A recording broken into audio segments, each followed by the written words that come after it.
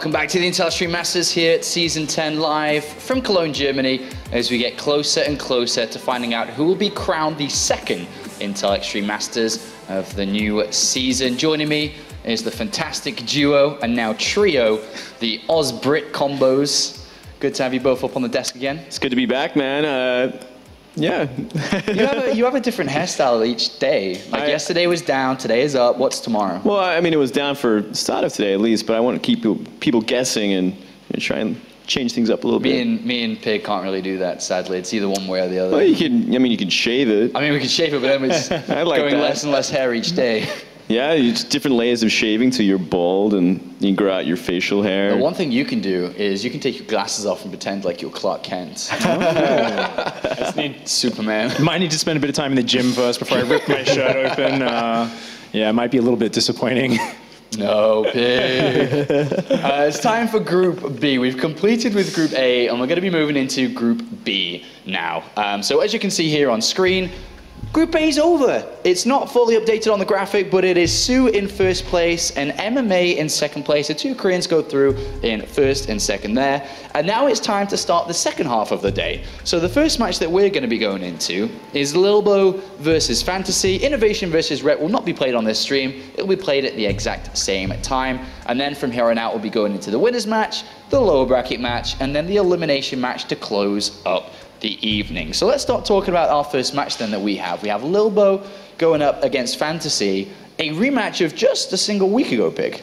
Yeah, it's a really important match as well, because if you look at this group, I think Innovation is the clear favorite to take first place, but that second place is really up for grabs, and I think Lilbow and Fantasy are probably the slightly more favored players here. Rhett's been doing very, very well, but I think this match is going to be very important to see where the rest of the group goes. And I believe it was a 2-0 win for Fantasy just last week at Asus. Might have been even 2-1. Was it 2-0? I think it's 2-0, yeah. Ah, damn. Well, there's that, and as well as Fantasy also played Red not too long ago as well. But looking back at Lilbow versus Fantasy, yeah, it's going to be a close one, I think. Should be pretty interesting considering they do have that recent result. And yeah. It's a difficult group here because, you know, like you said, if Lilbow is able to win this, is he going to face Innovation in the winners match? I mean, that's a different thing. I guess we'll talk a little bit about later on. But thinking about which way this group goes is overall, before we start talking a little bit closer about the players, I mean, is this as simple as the Koreans are going through and the Europeans are out, or is it a little bit more complicated than that? I kind of feel like Fantasy's a little bit hot or cold sometimes. Sometimes he looks so incredible, and then other times I feel like a player like Lilbow, who's incredibly strong, and even Rhett, who's very good in TVZ, like they've got opportunities to close this out. If they can throw him off balance, things can go awry very quickly. I often feel like Fantasy is very much a player who thrives when he's in control of what's going on in the game. He can make amazing things happen, but if the balance is thrown off for him, I think anything could go. Well, let's switch our focus then to Lilbow for a little bit and talk about the Frenchman who's been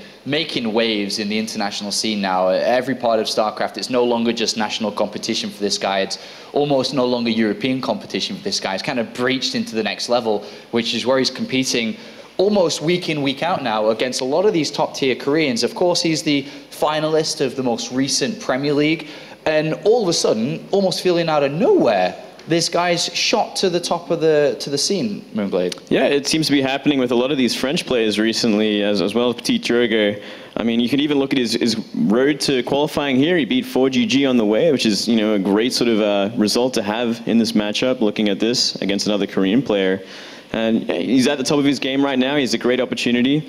Certainly the weaker Korean in this group. And Fantasy has shown weakness against Protoss in the past, especially in DreamHack Valencia, where he dropped to his teammate Patience. Well, Fantasy is just inside the top 16 right now in the World Championship Series ranking. Comes in at rank number 15. And I was looking a little bit closer at his results. He hasn't really had anything substantial. There's no really final or top 4. He's just been very consistent this year. By far his best year in StarCraft 2. There's been a lot of round of 32s, a lot of round of 16s, cheeky round of 8 over here.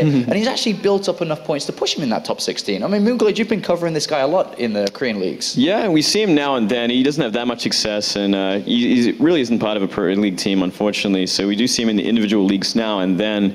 He doesn't find too much, as you said. Like he kind of just grinds it out. He's been grinding it all year, so he gets these points, but it's never the big win, never even the finals. It's just he makes those top 8s, those top 16s. What is it about fantasy that, I mean, it's safe to say this is by far his best year in StarCraft 2, by miles and miles and miles. What is it that's pushed him this far? Is it just, you know, the relentless practice and continuation and hammering down the hours and hours until eventually he broke out? Yeah, he's certainly been leveling up his play a lot. Like I've seen him a lot this year, and I've really been impressed with how he's handling himself. Just gradually improving, I think. He joined a foreign team, which is always going to take a dip in your skill for any Korean player who's used to a Kespa team, especially, you know, after leaving that house. So, yeah, I guess it took some getting used to. Now he's kind of used to it this year, and he's starting to improve again, which is great to see. And very similar to how Fantasy's just kind of inside the top 16. Lilbow's just kind of outside the top 16 now. And a lot of heads, especially the French ones, have kind of turned away from Snoot and from Bunny, especially with Bunny's recent departure from the World Championship Series already in Season 3. And attention's turned to this young man. Is the question going around a lot more is he actually going to get top 16? Because his results recently pushing him in that direction. He comes into this at rank 22. A good run here is going to make all the difference in that regard. Only rank 22, that's not too far out of that top 16, and we know he's still in WCS Season 3. That's like one of the biggest points that he could pick up. So a good run here and a good run in Season 3 of WCS is suddenly going to launch him really high in those rankings. He's so confident. I mean, we saw him playing WCS, even in Asus ROG. He was calling out both Fantasy and True. He was like, no, come on, bring them on. You know, they can try their style against me. We'll see how that works out. And we did see how it worked out. He got shut down and lost. You think that's going to be the case again today? Because Lilbow has very much so put himself on top of the scene, and now all the Koreans have switched their focus to, okay, you're the next Snoot, you're the next Bunny, let me have a look at you a little bit closer. And they started to, you know, break down his play and started to figure out how to stop him. It's always a scary point as a player when you're suddenly on that stage, everyone's studying your games, dissecting how you like to play. But we're talking a bit, you know, about Petit Drogo in the open bracket yesterday and how that's kind of hurt him sometimes. I think Lilbow, he's been around that respected level for long enough now that he's learned to diversify his play up a lot. He loves to really throw his opponents off balance, and if he kind of smells a hint of weakness, he's going to dive on top of that. Like we saw him absolutely crush through Bunny in, I believe it was the round of 8 of WCS last season. He's just prone to getting in there and trying to kill people. You see a bit of smack talk going on, but what I was going to say is it's good that this is the first match of the day as well, because he's going to be facing the weaker Terran player in the group. He doesn't have to show everything, well, he's going to show everything in this match, so Innovation's going to get a look at this and have maybe an easier time if Lilbow wins, for instance, as a lot of these players do. So, I mean, this is a close-ish kind of series. It's not very simple who's going to win. What do you guys think is going to win, though? I think we're going to see Fantasy take this one, but I think it's going to be very close. Yeah, you agree with good old MG here? Oh, you know, I was maybe slightly favoring that way, but just to be different, I'm going to say, like, it could go either way. 2-1 Lilbow, he's going to take this. And if you guys would play a best of 3, who would win? That'd probably be me. Yeah, maybe. Oh, you know, if you don't need to brag if you know what's going to happen. It's all right. No big words. I just speak through my actions. One last thing then, before we get ready for this game. If I'm going to go ahead and say Lilbow, you know, just is the weaker player here. What does Lilbow need to do to beat Fantasy? Is it to play his aggressive own style? Is it to get inside this guy's head? Is it to show him his style? What is it, Moonblade? Aggression, I think, would be a pretty big key. It was the key for Patience destroying him. Patience took him apart pretty handily, and I mean, I'm sure he looked back at those matches and really took that in. If that's kind of his style, if that's where he's most comfortable going that route, would be a great idea. All right, then. Thank you very much, gentlemen. It's time to head to the commentary team for the first match of Group B. Which way is this going to go? Is it going the French way, or is it going the Korean way? I wish I knew, Sean, but I can't give you the answer yet. I did like that cheeky question to the Australians, though. So if you guys play a best of 3, just out of nowhere, Sean loves this. Like, Sean lives for this. Sean never really plays, but he likes to stir up a thing or two. He's very good at dodging a best of 5 show match against Funka, but he calls everybody out. I know. He's like, the thing about Sean is, like, Sean just throws up a ball and he knows that everyone will start fighting for this ball. So he's just like, hey guys, cheeky comment, insert cheeky comment here, and then he just knows that the boys will go at it. And then Sean is like, like, He's not the only one, though. I mean, who would win between us? I mean, like, I like to go by previous results, so. And? Well, you know, what happened in the previous times that we played? Well, I believe you won one series out of 15. That was a best of 5. That was the last official best of 5, Todd. You're setting yourself up for this. It's okay. Well, you know what? The show finished around what, 10 p.m. You know what? I got my keyboard and PC upstairs. I guess we're on. You know, I think that Carmack is watching this right now. And Carmack is like, you know what? The next Intel Extreme Masters, no players are invited. Full commentators, inviting 16 commentators, and it's going to be the tournament of the century. Carmack will make you so and proud. Apollo will be alone on the panel, and Kyle Irish solo cast everything from here. I can see it happen. All right, we're ready for the series that truly matters, much more than our little chitty chat over here. It's going to be Lilbow versus Fantasy, a series that I'm personally pretty damn hyped for, Todd. Over here on the left-top side of Coda, we've got your Frenchie representing Millennium. It is our very own Lilbow. I like him, man. I like how he was relaxing a little bit in the game lobby as well, chatting up Fantasy. He's like, "Are you the real Fantasy?" It's like, yes. Oh my god. Classic line. Fantasy, no reaction whatsoever. I can't wait to get down with this guy.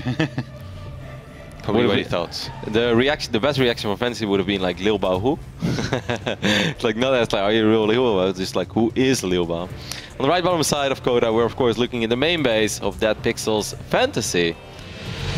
Still looking for his first big StarCraft 2 tournament championship.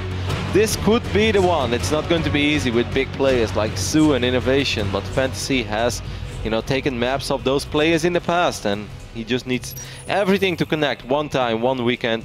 If everything lines up, I do think Fantasy has what it takes to win a tournament like the Intel Extreme Masters. He's overlooked a lot, I think. Like, if, you know, people look at the player list here at this tournament, they're like, oh yeah, it's all about, you know, Innovation and Sue, but guys, you know, like Fantasy, I do think they have what it takes here to maybe upset, you know, either of these players and possibly go really far and do well. But first, he's gonna come through a victory here against Lilbow, whom he beat recently. But I spoke a little bit with Lilbow about those games, and he was telling me that, you know, it's the classic, I made these mistakes, and if I didn't, I should have won.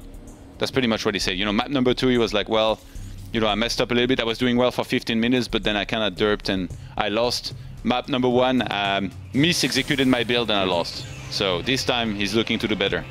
How do you feel about Lilbow's PvT in general, Todd? Because I'm really not sure how to feel about it. Like, whenever I see him go up against foreign Terrans, I often worry, and then he's actually, you know, he's often pretty convincing. His series against Marine Lord, for instance, in the quarterfinals of WCS Premier League Season 2. There's no way I would have predicted a 3-0 for Lilbow, but it happened. Yeah. For some reason, his results are good, but I never feel that his play is flawless. Do you share that opinion? I think he's pretty darn good. Yeah, not flawless. I mean, nobody's Rain, other than Rain himself. But I think there is some very, very good things to it, like how unpredictable he is. Back, you know, when he has the crazy WCS run that he had, I think he played the mind games really well, because Lilbow is kind of like one of those players where I feel like if you play more and more against him, you discover more how he plays and you're going to be able to do better. Now, he played 1,000 times against Marine Lord, but somehow Marine Lord wasn't even able back then to read into what Lilbow was doing. Now, somebody like Fantasy, by the look of things, you know, he already wants to spice things up. You're going for, you know, pretty quick factory in there. Probably going to go for Hellions as well. So, Fantasy, it seems like he wants to be the one setting up the pace in this series. Yeah, this is an opening that's becoming more and more popular. Terran will open up with 2 Hellions, and of course followed up with a Medevac, and then maybe 1 Widow Mine, and then a few Marines. So it's kind of double aggression. And in an ideal scenario for the Terran, the first 2 Hellions will force out a Photon Overcharge. Now, I don't think Lilbow would ever use Photon Overcharge for 2 Hellions, because he's much smarter than I am, Todd, but I've used Photon Overcharge against the first 2 Hellions, and then the follow-up Widow Mine drop, that's just going to absolutely demolish your economy. I've used Photon Overcharge for 1 Reaper when he was going to get away, and I didn't want to accept it. Yeah, I tried to the follow-up attack, but I got that guy, let me tell you. I completely know that feeling so well. Every now and then it's just like, you know, I'm so done with this Reaper shooting at my probes. Out of principle, I'll use Photon Overcharge right now, and then people watch my stream, they're like, Roddy, was it worth it? I was like, no, absolutely not, but it felt so good. It wasn't worth it, but I had to. Oh my god!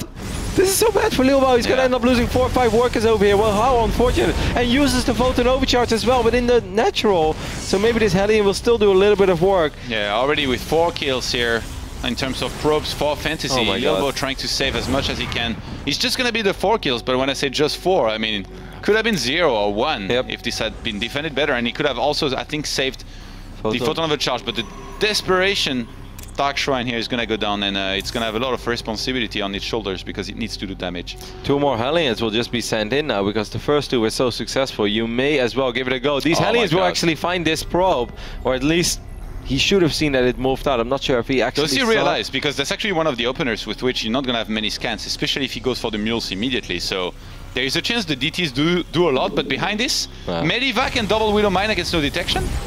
And these Hellions again are doing a little bit of work. 3 probes already, might get a 4th, maybe even a 5th, which would be disgusting. Yes, he is going to get the 5th worker as well. Is he going to get 6? Oh my god, this has been a probe massacre. Yeah. 10 workers going down in a 7-minute game. That's phenomenal for Fantasy. He's getting a Forge, which I think I like here, because Observer kind of feels like it takes a long time to reach. Lilbow with the Dark Shrine about to finish his proxy. The pylon is ready to warp in some DTs and send them across the map. But there is a turret on the way at the natural here for Fantasy. Yep, he absolutely knows. And here come these Widow Mines. There is no detection inside, no Forge on the production tab yet. Both mines will burrow. Ooh, well, okay, they don't get the greatest shots off, but it's so frustrating for Lilbow. That's funny, just 1 worker for 2 Widow Mine shots. The reload time for a Widow Mine is 40 seconds, and so is the build time for cannons. So if you start your cannons just after those Widow Mines detonated, they will shoot again. They're gonna detonate again. So Lilbow is not ideal. He's gonna have to pull his probes away here for a long time. Oh my god. Yeah, actually very, very early there. DTs. He might just leave, I think, if the DTs do nothing, but they're actually walking past into the main right now. Oh my god, Fantasy was not looking here at his wall. He had quite a few units there. And these are going to do some damage. 25 energy and 49 right now on both of his orbitals. Wow. What the hell? That's a very interesting change of events over here. I did not expect 2 Dark Templars to just run into the main base. He could cancel Stim, but it's very risky, of course, to keep both Dark Templars so close to each other. He doesn't have enough units to actually scan and kill them. Yeah, maybe he would just walk away. Oh my god! Both Dark Templars get out of scan radius. That's the lion pig, by the way. That's a side story that we'll share later on the analysis desk once this weekend or so. But these Dark Templars for Lilbow just He's gonna have another scan in a second. Changing everything around. But 1 Dark Templar again, Todd, will still get out. Oh, this is so annoying right now for Fantasy. He's lost a bunch of SCVs. 13 in total. 14 even. So he's lost more walkers than he actually killed in the start. It seemed like he had a great start, but the DT is far from done there.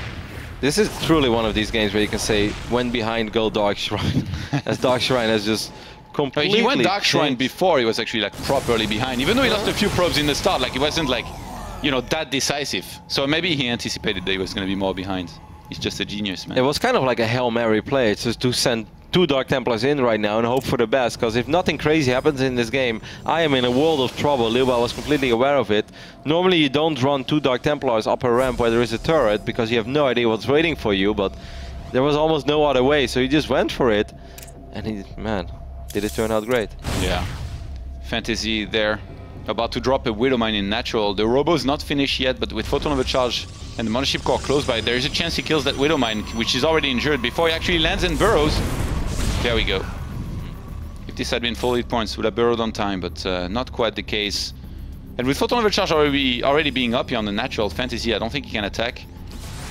He's actually about to have Blink here. This is getting really dangerous for Fantasy if he overextends. Yeah, because he doesn't really have a whole lot of units over here. We're looking at 4 Marauders and 5 Marines. Of course, they do have Stim, so it's something you have to respect. You can blink into that with 5 Stalkers, but the moment you have 2-3 Zealots and then 6 Stalkers, you will suddenly clean up this small army of Fantasy without truly losing anything. Fantasy's broke, man. He's got 35 SCVs against 50 probes. Oh, okay, cooldown. It's actually, if he would have stimmed there. These Stalkers on the bottom side actually have blink on cooldown for a few more seconds, so he has to be very careful. But I think if Lilbow just gets 1 or 2 more units, yeah, then he can absolutely go for it. Just focus fire the Marauders immediately, or maybe first the Medevac. Oh, he's gonna come back and kill all of this. Yeah, why is Fantasy here, Todd? This army is so small. Because he's desperate, I guess. Like, he doesn't know what to do. He's setting up to go for another drop in the main. Lilbow's actually taking his sweet time to clean this up. There is not gonna be a Photon Overcharge for the other drop that's headed there, but Fantasy was actually trying to rejoin this with reinforcements, but everything there is going to die before the extra units can get there, and I think it's just going to drop in the main. He got 2 Stalkers for his efforts, so it wasn't absolutely horrific, but it wasn't as good as he would have wanted it to be. Lilbow doesn't really have a whole lot of vision on the south side of his base, but somehow, some way, you could just kind of smell this drop coming. He does still have that cannon, blinks forward. Takes him a couple of seconds for him to move his Stalkers, and Fantasy is just going to leave his units behind. Wow. You don't abandon the ship abandons you here with the Medivac just boosting away and leaving these Bioforces to die behind his fantasies, back up to 43 SCVs to 53 probes. Lilbow just gonna go for a third base, he's already on Blink plus Colossus. I'm guessing he's gonna follow this up with Charge, so armor upgrades and I guess also the Templar Archives transition.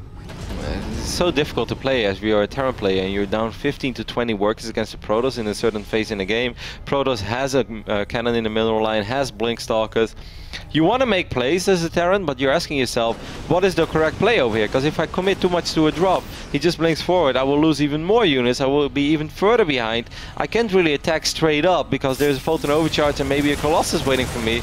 So what do? You just kind of have to wait, you have to be patient. The harder you push the issue, the bigger the chances that it will absolutely backfire. Yeah, Fantasy's really struggling here to make anything happen just because he doesn't have enough. I like that he's not throwing any army away just yet, but he's moving very far out on the map there. If he was to get caught and lost all of this chunk of army, it'd be really hard for him to actually stay in this game much longer. I think he's gonna try to commit to killing this Nexus. The shields are down already and he should be able to get this Nexus without losing a whole lot.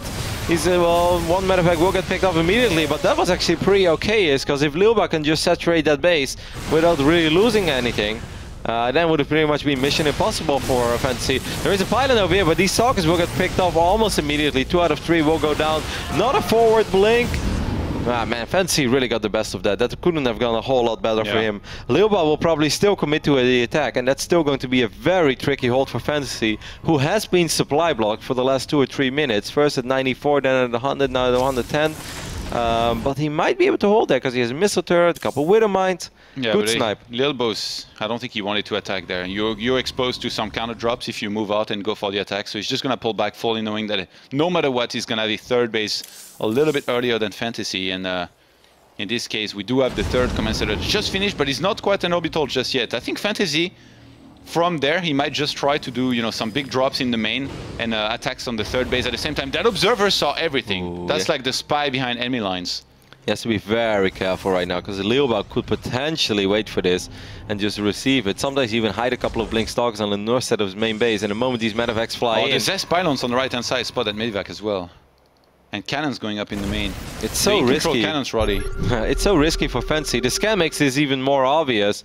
Mothership Core is going to scout it. The Fantasy, I really wouldn't do this. You're dropping on top of 2 Colossus.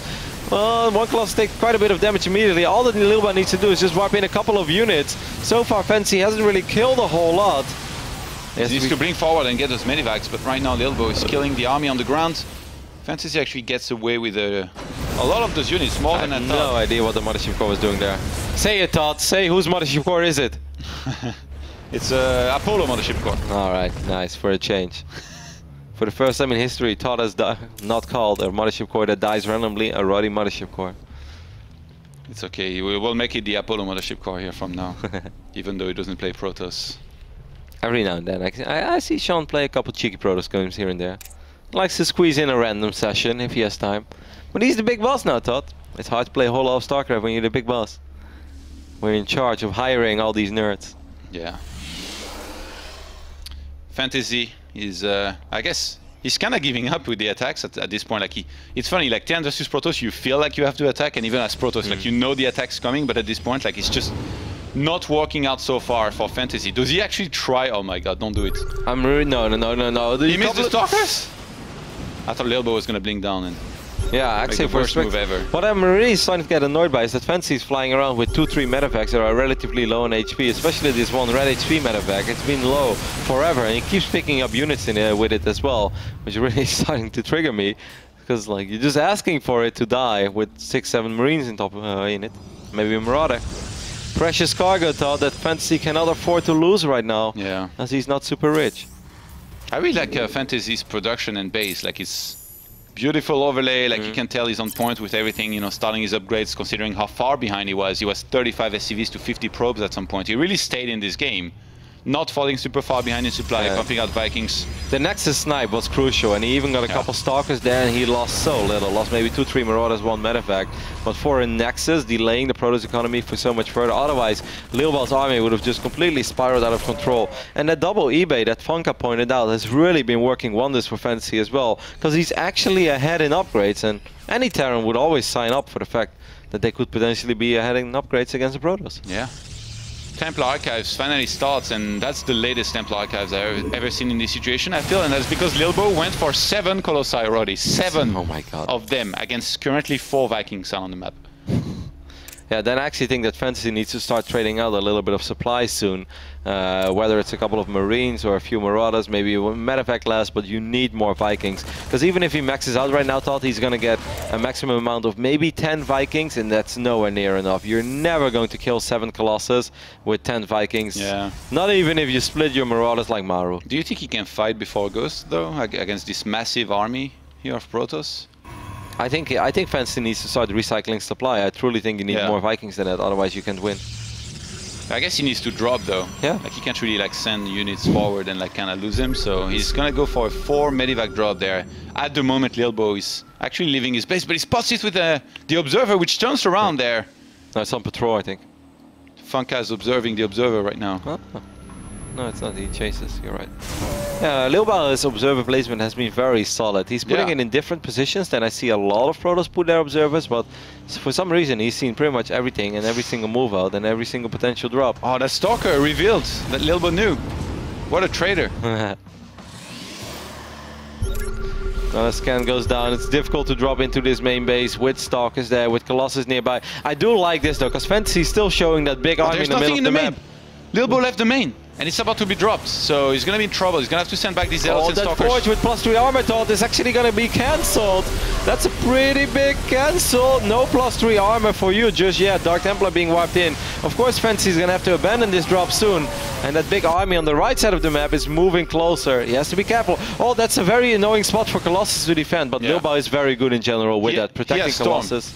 He has Storm anyway, so I think he might be able to wreck this if he had to take the fight there. I wasn't too worried about the fight. I was more worried about losing one Colossus for nothing. Because that's always what happens to me. But Lilbow is very good in general with blinking forward with Stalkers and keeping the Colossus alive. That random Widowmine. Yeah. These observers actually are on the map in around the middle. Like Lilbow has so much vision. Like he's marching forward with everything he's got here. He's got quite a bank actually behind this. A little bit surprised he's not gonna have a pylon near there, but there's only very few ghosts. What's the Viking count? 6 of them. It's 12 right now. Okay, against 7 Colossi, but 4 High Templars to 6 Ghosts. It's all going to be at about the micro there. EMPs land, but not on the High Templars. A couple storms are available, and there we go. Big storms going down on this army of Fantasy. Planetary, oh my god, that second storm is on top of all the bio units. Most of the Vikings have taken care of these Colossus though, but there is a lot of Protoss left on the ground. There's still 1 or 2 storms here on that one High Templars. If Lilbow was to use it, on the Vikings. Pulling back. Why not? It's a juicy storm. Yeah, the SCVs as well. I'm really surprised that he had no pylon there. I think pylon and he finishes the game instantly, but he might be able to do it regardless. Feels like the Zealots were slow. Yeah, they are slow. He has no charge, Todd. Oh my god, he forgot charge. That's actually, like, these Zealots are absolutely useless right now because they will not do anything. So he's wiping in a few more Stalkers. Lilbow has a 25 supply army lead, but it's a pretty damn weak army because, like I said, these Zealots are pretty much useless. Zealots without charge in this phase in the game, you know, bio units will left straight to the bank. There's a planetary fortress. I think Lilbow is overcommitting, even though that storm looks scary. I don't think you can ever kill that planetary there without charge, without Archons, without Immortals. Just Stalkers are not going to cut it for you, Lilbow. Yeah, Stalkers by themselves like this are pretty bad. He's getting another Templar Archive because he lost the original one, and in the main, I don't know if he was, I don't think he had started charge, but maybe. Maybe that's what happened earlier when the big drop finally happened and sniped the Forge. He got the Twilight Council. As well? Yeah, maybe. Because he was right there the whole game. Well, he's going to start charge pretty much immediately. He needs it. He has money for it as well, and there we go. Also rebuild his Forge, so he's going to try to get that +3 eventually. Fantasy, of course, has been enjoying that upgrade advantage, as 3-3 has been finished up for him for quite a while. Both players with a very good walker count there. It's a 74 for Lilbow, 69 for Fantasy, who's still trying to make something happen. A Widowman on the right here, getting to detonate again, and another drop yet in the main to try and do some damage. I was really surprised that he took care of all those Colossus with 12 Vikings. Oh, you guys are a long way from home. But at the same time, there's nothing in the main to defend. Does Lilbow tilt and attack? Yep. Still no pylon as No. well, Todd. I like to point that out again. You mentioned it before. Protoss is not supposed to pretty much ever attack or ever commit to an attack without a pylon. This is incredibly risky. He's going to right-click on the planetary fortress. He has a couple storms available. These storms will rain down all over the SCVs and the planetary will go down. But at what cost is what we have to ask ourselves, as a couple of Colossi have gone down. Oh my god, Fantasy move commanding a couple of his units over there. So maybe this was good enough for Lilbow in the end. Ends up losing a Colossus. This game is so wild and so scrappy. Yeah. Charge still didn't finish, but he kills so much here. A second ago, he's going to blink forward and get some of these medivacs there. Lilbow trying to finish the game. 91 army against 43, defended back at home thanks to the 2 Colossi that came out right on time to defend against this bio that was smart. up there. And now he's just trying to go for the kill. Pumping out Colossus 2 by 2. He's going to go into that third base. And Fantasy down to his last few forces. Might just, I guess, base trade and play for a draw. Yeah, he doesn't really. There's no way. Lilbow has way too much money for that. He's getting an additional nexus on the left side of the map as well. It's really sick because that Lilbow didn't have a reinforcements pylon. He warped in all those units at home, and that's pretty much when the drop arrived. So it wasn't just that one Colossus at first. It was one Colossus with 6 or 7 gateway units, and that just worked out so well. That is a lot of SCVs. Yeah, that's pretty much all the SCV stuff. He got lucky because of not having the reinforcing pylon. That's like a dream scenario, man. Yeah, I know. That doesn't really sound like anything that would ever make sense. Like, it really worked out for the Protoss that he didn't have a reinforcement pylon, but in a weird way it did for Lilbow because it allowed him to take care of the drop. Fantasy panicked a little bit when Lilbow just right-clicked on that planetary fortress, used move command or maybe F2, I don't know what it was, but all those bio units just ran straight into the meat grinder that were those 2 Colossus and gateway units that were waiting for them in the natural. Yeah, Lilbow's really getting in there right now, trying to get more and more of the economy of Fantasy, really leaving him with very few SCVs mining there. And at the same time, he's defending back at home. Fantasy down to his last few units.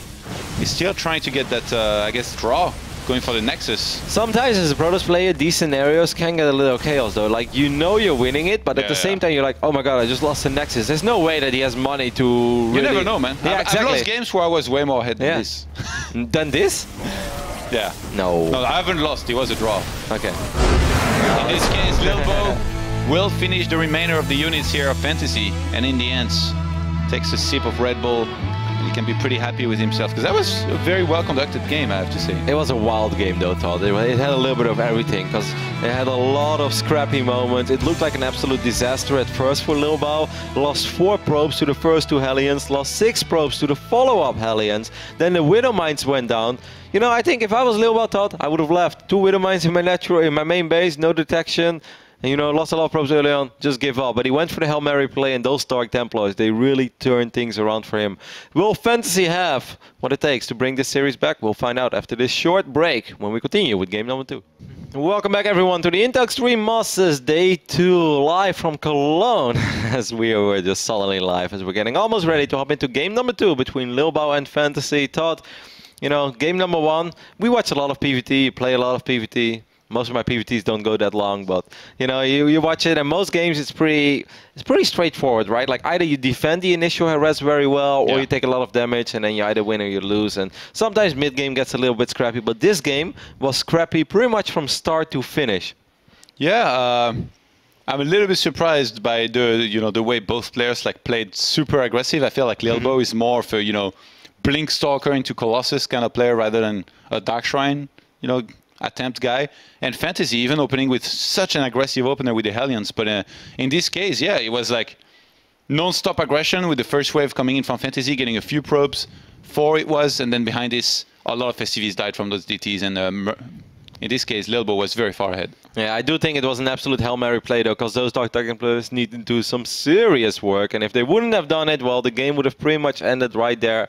If you end up losing 2 Dark Templars while you're already down 10, 12 workers as a Protoss, it's pretty much curtains call, it's closing time, it's over, but that wasn't the case, as instead, this man got maximum value out of those 2 Dark Templars. He's, of course, representing Millennium. It is Lilbow.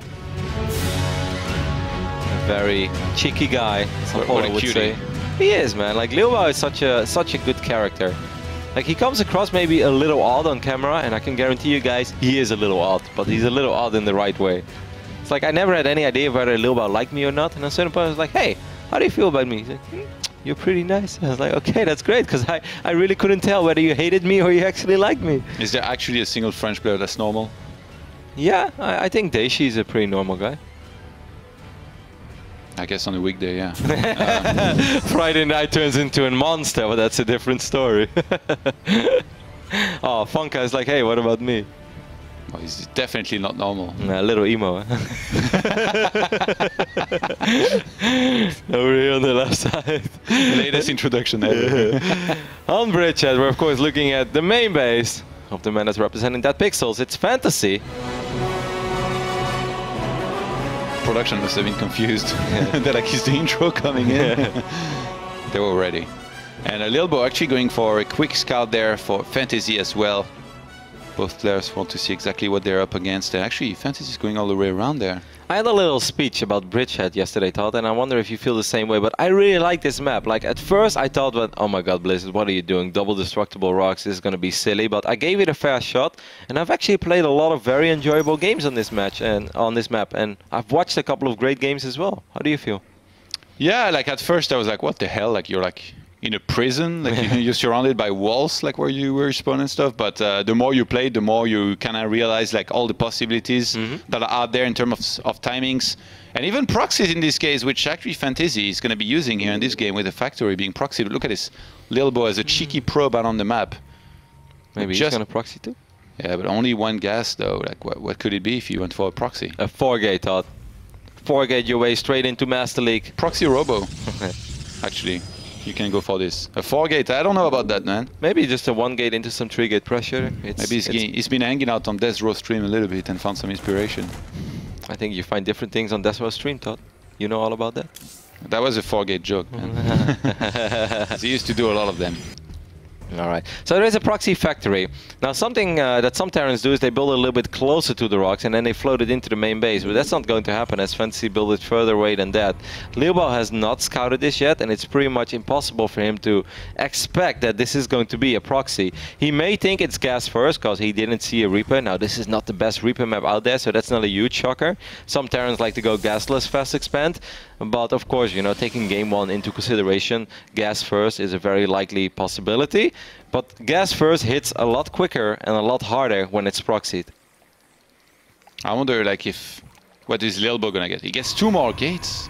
He wants to do a gateway aggression or what? If he starts, he gets another Stalker. What? Yeah, I mean, like this is something that Lilbow has done a lot in the past. Defend, gas first build. Oh, Fantasy, are you gonna find that? Oh my God, he got so close.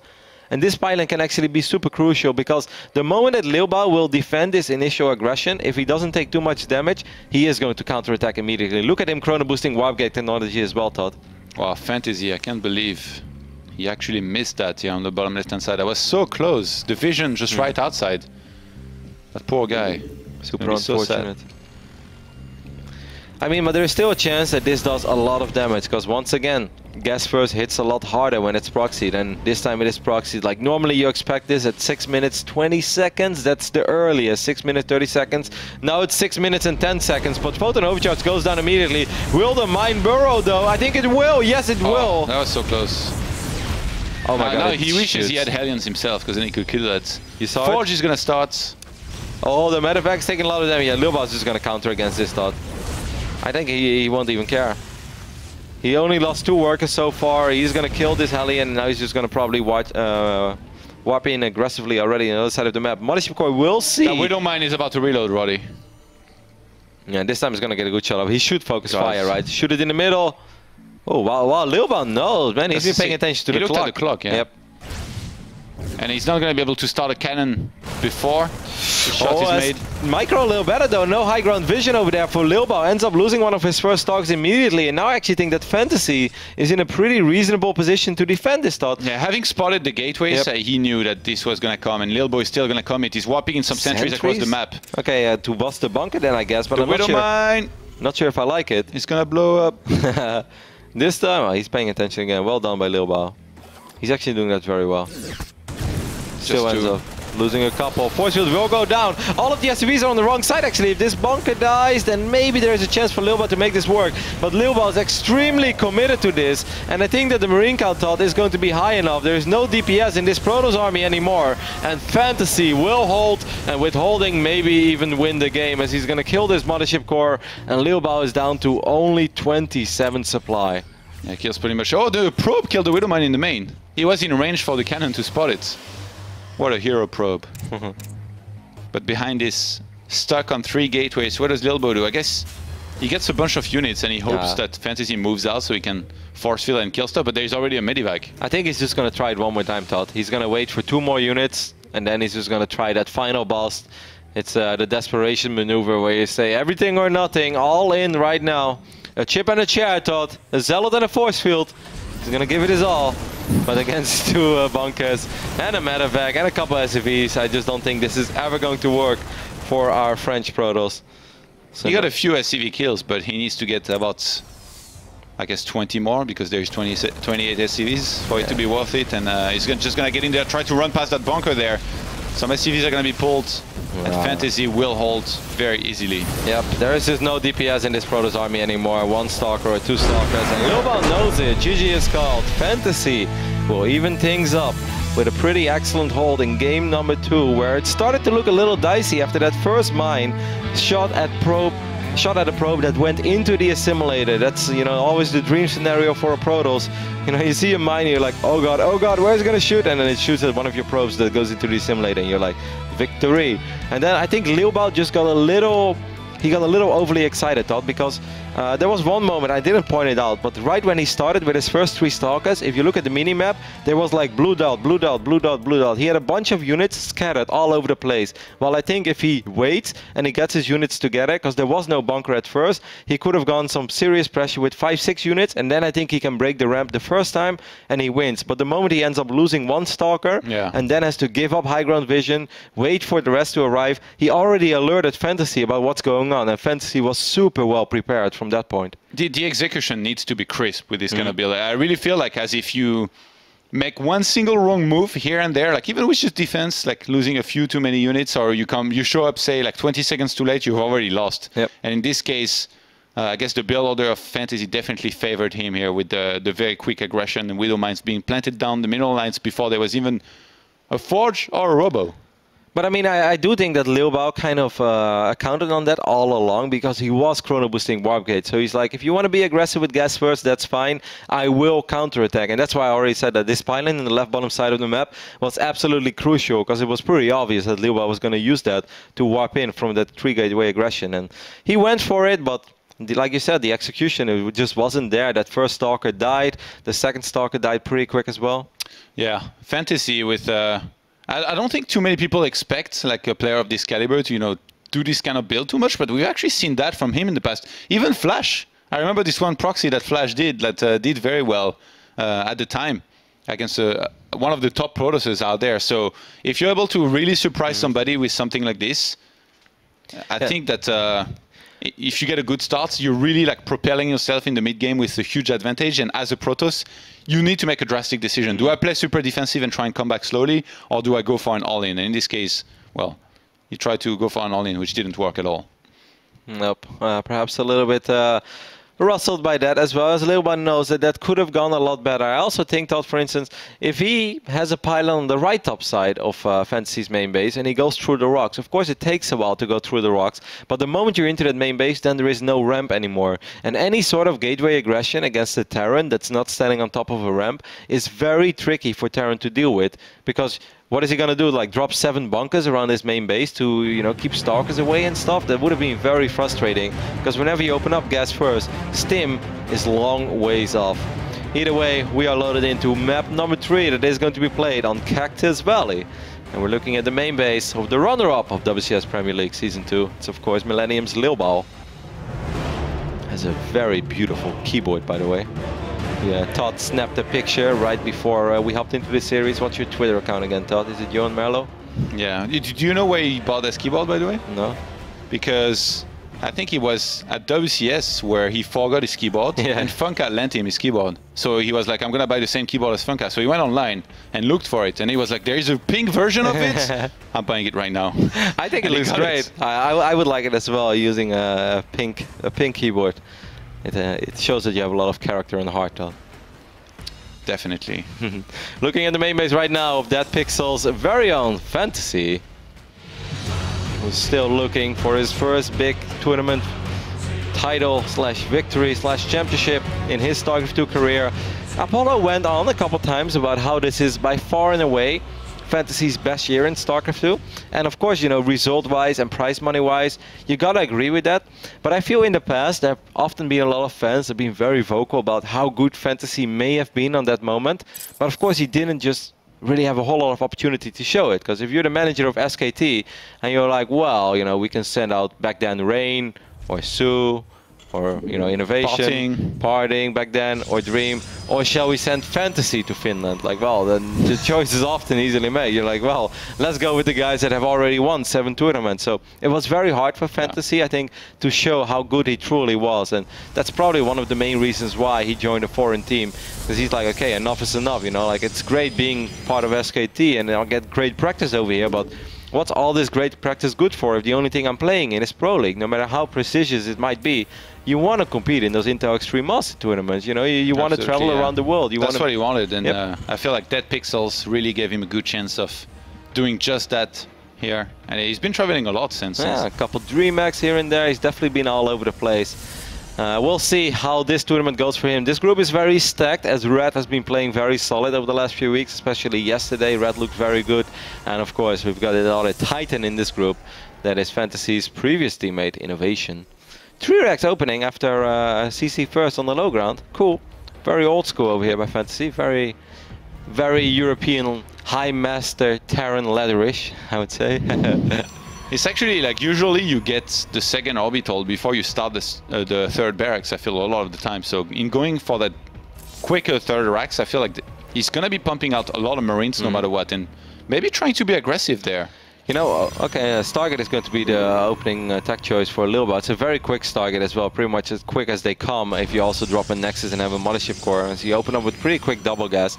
You know, 3 racks can be very powerful if Protoss plays greedy and let's say goes 1 gate fast expand, drops a Twilight console and then focuses still on probes. Because then by the time that some first 3 racks proc hit, you have like 3 Stalkers and a Mothership Core and then suddenly like 8, 10, 12 Marines show up, maybe with 1 or 2 Marauders sprinkled in the mix. It can become very tricky to defend even when you have the almighty Photon Overcharge. But the Stargate is going to give Lilbow a very good idea of what he's playing against immediately. So I kind of like this for Lilbow. I think this is a great moment to open up with an Oracle. It doesn't have to do a whole lot of damage, it just has to see what he's up against. Yeah, this is one of his go-to builds actually. We've seen him do that a lot in the past. Get 1 single Oracle, then behind his stack into Colossus, Blink, and even at the times when his Oracle did absolutely nothing, what he did very well with it was keep it alive. Yep. He didn't do any damage, then he kept on using Revelation on the Terran army, seeing where it was shut down every single attack perfectly, and then from there he can just keep on teching, expanding more, and as soon as Lilbow takes it to a little bit further in the late game, he's going to be very comfortable. Look at that probe out on the map with the cheeky pylon on the bottom right-hand side.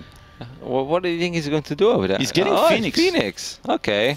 Is that the Night End 7 gate hidden on the map? No, there's no way. Maybe he's going to play Phoenix Colossus. I have seen him do Phoenix Colossus in the past. Why would you need to proxy anything with that? Yeah, you don't have to proxy. I don't know what he wants to proxy. Thought maybe a second Stargate eventually. Maybe he's going to go Mass Phoenix. God, do I know? Phoenix DT. I don't think Ravens are a thing. Man, that would be so sick. Go Phoenix DT against Terran, and it will work. That would be the most amazing thing ever. I'm not sure. So this Oracle didn't really do a whole lot yet.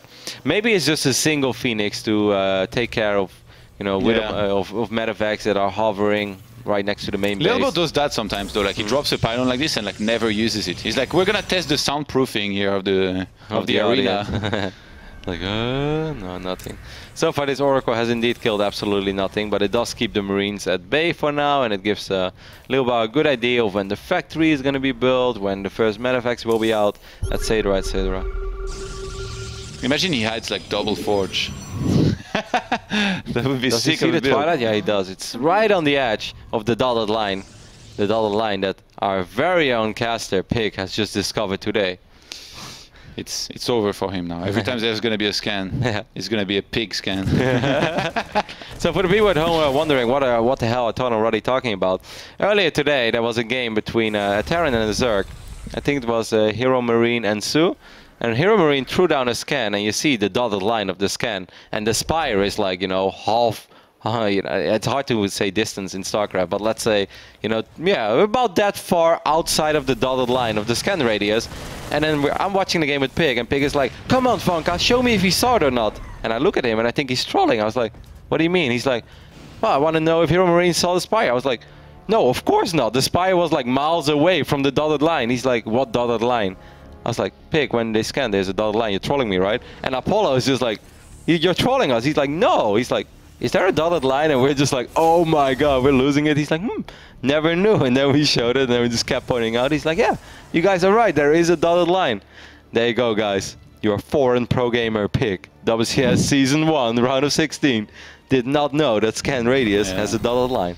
I have no desire to play him in a show match anymore. Not worthy. Poor Pig, he can't even defend himself. It's amazing though, like everyone has these one or two things that for 99% of the hardcore StarCraft fans are super obvious, and there is this one thing that you don't know. And I definitely had those moments in the past as well where people were like, oh my god, you didn't know that? I was like, no, is that weird? And everyone's like, yeah, you know, my Silver League friend is like, oh my god, Roddy, I can't believe you didn't know that. And well, Pig apparently didn't know that Scan Radius had a dotted line. That Oracle finally finding some space here to do some damage. 7 SCVs have been killed. So far, actually, Lilbow hasn't lost a single unit, but I think it's about to change here because this army is looking pretty scary. Wow. It's going to have 2 medivacs here with it. Lilbow. How many force fields are we looking at? He needs a couple of force fields. Yeah, he sees how big it is. He's got at least He's got enough to force field this choke point. That's the most important thing. He's got 2 force fields and a Guardian Shield. Yeah, that's goes for the 3 force fields. Micro your Colossus! Micro your Colossus! Okay, well, your Protoss, it's okay. I can make that joke Second because I play Colossus, Protoss. yeah. That's how it works. I know all about it. I do it all the time. And with the proxy pylon already on the map here and very close to the third base of Fantasy, I think there's a good chance Lilbow is going to want to go for a timing. Only 49 probes. Third Colossus is when you go, man. And this is where we're going to see a gateway explosion, Todd? Explosion is a big word. I know that's one of your favorite things to say. Well, yeah. You always get very excited when there is a gateway explosion. It makes me chuckle when I sit at home. There's going to be an attack, man. There's Phoenix on patrol over here, making sure that no medevacs will make their way into the main base. Only 1 gate. What is this? Oh, it's That's the smallest explosion I've ever seen. Yeah, and it's weird as well to push. Tickle, if anything. It's weird to push with 5 gates too. Swapping in 5 units at a time. Still has money. Maybe he drops a Nexus, and as TLO would say, that's very transitional. But there is still no fort. Oh, it's the Oracle. Bullseye. Yeah. Wow, that was pretty much the best hit he could have hoped for. Revelation still on his units there for Fantasy, though. I really like the map presence that he has here, already going for his own third base. A lot of Blink Stalkers were made here for Lilbow, which, if you wait too long, they will become more and more useless. He needs to fight soon for those to be really useful. But I just feel it's going to be... Oh, that Phoenix thought! That Phoenix is going to get picked off as well, and that really hurts, because that means no more eyes on this side of the map for Lilbow. And the thing is, though, Lilbow knows this, Todd. He wants to attack. Of course he wants to attack. But Fantasy is not just going to sit at home with all of his units and receive that attack, because then there is a chance he loses. Yeah. I think if Fantasy drops, it's going to be very hard for Lilbow to make sure that his attack stays strong enough. You remember Harstem versus Polt, for instance, from WCS on this map? Yeah. Like, that is probably the right way to play it out as a Terran player. But I think Lilbow, with his Observer, by the way, he always has an Observer following the army. This is crazy. He has one right behind. I think he just wants to make sure that he gets the fight and that he doesn't get counter-dropped. But still left a bunch of Stalkers back at home. So he's actually going to blink right into that Widowmine. Rip. But yeah, the attack is looking very, very scary. We have 4 Colossi here against just 4 Vikings. He's producing 4 Vikings at a time, though. So like right now it's 4, but there's a good chance that by the time they finally fight, we're looking at least 8, sometimes even 10. Maybe that Mothership Core can soak up a couple Viking shots. Lilbow has so many Stalkers. Fantasy, he's tricking you. This is not his real army. That's, you know, there's another Colossus on the way and way more Stalkers. There's no detection in his entire army, so that's something we have to keep in mind. That Widowmine will shoot a couple. Oh, there's an Observer. Lilbow cannot wedge much longer here. He needs to go right now. And he's gonna go for it. Double time warps available. Colossus coming in from the north side. Those Vikings are looking pretty damn exposed right now, Todd. If I'm Lilbow, I start working on them a little bit. He chooses to fight the army instead here with everything he's got. The Colossus getting a lot of good surface area, even though the Vikings are not being taken out. The entire ground army here is dying. And Lilbow's going to rely on his Blink Stalkers to try and win the game there. I think that the Colossus died there a little bit too quickly. I really felt he could have killed the Vikings. Now he's blinking forward into Marauders, and I don't think that's pretty much ever a good decision, especially not when there's still a couple of medevacs above it. And this Protoss army, it just falls off so quickly, Todd. No Colossus, no party for you. Fantasy will stim forward and pick off the last Blink Stalkers and makes a pretty damn impressive hold over there. I love how the SCVs got there like 3 hours later. Yeah, it's like, guys, hey, we're here. with the drilling claws. It's like, need us to disassemble a stalker? We got this, man. We take off his leg. You know? Nah, a good hold though. Very impressive hold, because that wasn't easy. Yeah, I mean, Lilbow, it feels like the timing was a little bit off, and that's because of the way Fantasy had a lot of map presence. He had to wait up until the point Fantasy was going to realize that, you know, there was not going to be a third base, it was going to be a 2 base, and he was going to pull back, because if Lilbow had moved out earlier, then I think Fantasy would have counter-dropped and done a lot with it. So, good choice in the end, and Fantasy moves on to face innovation in the winners match. This was definitely one of these final fights though where I would love to see these players just resume it from replay and do it one more time, and I wonder what would happen if he actually focuses the Vikings a little bit, because those Vikings, they were not standing on top of the bio army, they were pretty far in front of the bio army, and there were so many stalkers in the mix that I always feel whenever you watch, you know, here we go again, but like Rain, or let's say, you know, like a Parting or a Classic as well, they split up their stalkers so they don't have massive overkill, and it's like 5-6 stalkers shooting at one Viking, 5-6 stalkers shooting at the other Viking. You don't think you're asking for too much? He was already force fielding, guardian shielding, and attack moving. Come on, man. We got to raise the bar a little bit for the Protoss players out there. I mean, like force fielding is something you do one time. I think we got to lower the bar. It's a pretty difficult race, guys. It really is.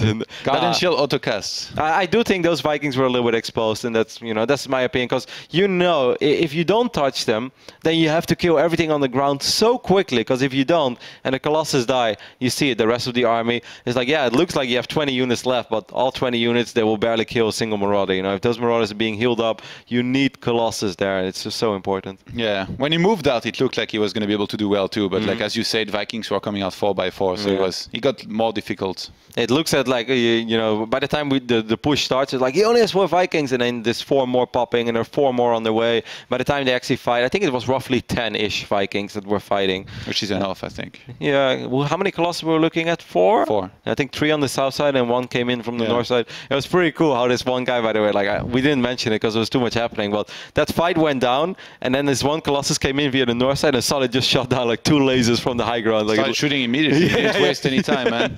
He's like, I heard there's a party. It looked cool. You could really make a couple of cool memes out of that. I believe the boys at the desk are ready, where Fantasy is with James and Sean.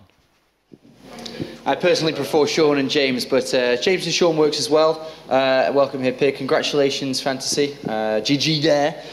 Let's jump straight into the matchup there. I want to know exactly what he thought about Lilbow coming into this, because Lilbow obviously becoming more and more popular recently. What did Fantasy think when he saw he was playing against Lilbow? 자, 이번에 B조 경기 대진표가 나왔을 때 릴보우 선수가 이제 요새 점점 실력이 올라오면서 실력이 좀 올라오면서 자꾸 이제 대회에서 좀 성적들을 좋은 성적 내고 있는데 첫 상대로 릴보우가 됐을 때 좀 어땠는지, 그리고 막상 또 플레이해 보니까 이 선수에 대해서 좀 어떻더라, 짧게 설명 좀 해주시죠. 네, 릴보우 선수랑 많이 해봤는데 할 때마다 쉽진 않다고 생각했어요. 그래서 오늘도 좀 쉽진 않았던 것 같고 그래도 이겨서 만족하고 있지만 경기력을 더 끌어올려야 될 것 같아요. So I've actually faced Lilbow several times in my past, and every time I face him, it seems like he improves. Shows up with something a little extra in his sleeves. And today was also the same. You know, I could see that he's made some improvements. It wasn't the easiest matchup, but I could see that it's improved. Pig? All right. I had a question actually to do with the first game. I think things were going very well for Fantasy. There's about 10 probe kills very early on, and it really felt like things were going great. And then there was that one moment where suddenly 2 Dark Templars ran past the bunker, and everything started to fall apart. And I guess I just want to know, how did that feel, and how did Fantasy recover from that situation, that game turning upside down so quickly? 제가 1경기에서 처음에 릴보우 선수의 프로브를 좀 잡아주면서 좀 유리하게 시작하는가 싶었는데 이제 암흑 기사가 들어오면서 조금 상황이 좀 어려워졌었거든요. 이제 그 상황 때 이제 어떤 생각이 좀 드셨는지, 그리고 그렇게 됐을 때 어떤 식으로 이 문제를 파헤쳐 가셨는지요. 일단 다크가 그렇게 무시하고 들어올 줄 몰랐는데 갑자기 들어와가지고 약간 좀 많이 멘탈이 흔들렸는데 그냥 그 게임은 좀 불리하다 생각하고 계속 게임했어요. 그래서 뭐 이기면 좋고 저도 손이나 풀자라는 생각으로 게임했던 것 같아요. I actually had no idea. I didn't expect the DTs to just walk over the bunkers and just come straight into my base and the mineral lines. So I was shocked and surprised, of course, and in my mind I was like, okay. A lot of profanities going around, and I was like, well, if I lose this one, I lose, but let me just warm up, let's see how things go. All right, a really nice recovery there, and of course, Game 2 was a little bit scrappy, but things worked out. Very clever factory play. I wanted to ask about Game 3. Now, it was a very different play style. We went for the command center first, into the 3 barracks, and it felt a lot like there was a read into how Lilbow was wanting to play. Lilbow was wanting to play a bit more aggressively in the early game. This felt like a very safe and economically focused game. Did Fantasy have a read into what he expected from Lilbow going into that game? 일단 두 번째 경기는 그냥 그렇게 하신 것 같고, 세 번째 경기를 얘기를 잠깐 하자면은 일단 처음에 사령부를 먼저 가져가면서 3병으로 출발하셨는데 어느 정도 예측을 좀 하셨던 것 같아요. 릴보우 선수가 약간 초반에 좀 공격적으로 나올 거라고 예상을 하고 그런 식으로 플레이를 한 것 같은데 어쩌다가 그렇게 이제 빌드를 가져가게 되셨나요? 일단 2판 연속으로 팩토리 플레이를 했기 때문에 일단 세 번째는 베럭스 위주로 해야 된다 생각했고 그게 잘 맞아떨어진 것 같아요. 네. So I went, factory twice in the beginning, the first 2 matchups. I'm like, okay, maybe I should do, start off with bio. So I went barracks, and it just happened to pan out really well. All right, very well played. All right, a couple of questions then, real quick ones. Don't want to get too far ahead of ourselves. He's not out of the groups yet, but what does he credit his success this year? Because he's getting quite a lot of results on the board now. What does he credit that to? 자, 올해가 아무래도 정명 선수 스타크래프트 커리어에 있어서 지금 거의 최고의 한 해를 보내고 있는 것 같은데 뭐가 바뀌었는지, 그리고 혹시 딱히 고맙거나 이렇게 고마운 말을 전하고 싶은 사람 있으면 누가 있는지 짧게. 그냥 일단 작년에 너무 한 게 없었기 때문에 좀 더 열심히 하게 되는 그런 동기부여가 많이 생겼고요. 그리고 고마운 사람들 말하자면 일단 데드픽셀 팀에서 지원을 굉장히 잘해줘요. 그래서 고맙고, 지현이가 계속 게임 끝날 때마다 코치해줘가지고 도움 많이 됐던 것 같아요 오늘. I don't know if I can really call it a breakout year for me in terms of the career in StarCraft 2. It's just that I didn't do a lot last year. So this year, when things changed, 2015, I was like, the change of the year itself was motivating enough for me, and thankfully enough, Team Dead Pixel, and also, as you saw, Patience at the end of the match coming up, coaching me really well, making sure that I stay on focus. I think that's what's working out in this year for me. So how much would it mean for him to be an Intellectual Masters champion? 우승자가 된다면 어떤 기분이 들까요? 스타1 때 우승을 딱 한 번 해봤는데 스타2는 아직 우승이 없어요. 그래서 올해가 가기 전에 꼭 해보고 싶고 굉장히 기쁠 것 같아요. 꼭 올해 안에 하고 싶다는 특별한 이유가 있나요? 그냥 최대 커리어라고 하니까 올해가. So I've won once in Brood War, been a champion once. StarCraft 2 not yet, and I wish that this year is the year as I see that you guys are, telling me that it seems like it's my breakout year. If a championship in 2015 would be just a cherry on the top. All right, thank you very much, Fantasy. He's going to be going up against Innovation in the winners match, which is just a couple of moments away. Do make sure, as always, to check out plays.tv for all the action that you've missed. If you're tuning in now or just waking up in America, go over to plays.tv, look for the StarCraft 2 section, look for the Intellectual Masters section, and you'll find all of the videos and games that we've played so far. When we come back, it's time to see which player's going through in first place in Group B.